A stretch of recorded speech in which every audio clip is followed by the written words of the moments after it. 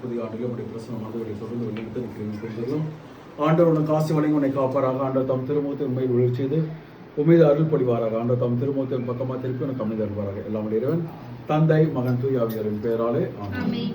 யூதா நாட்டினிலே பெத்தலகே போரினிலே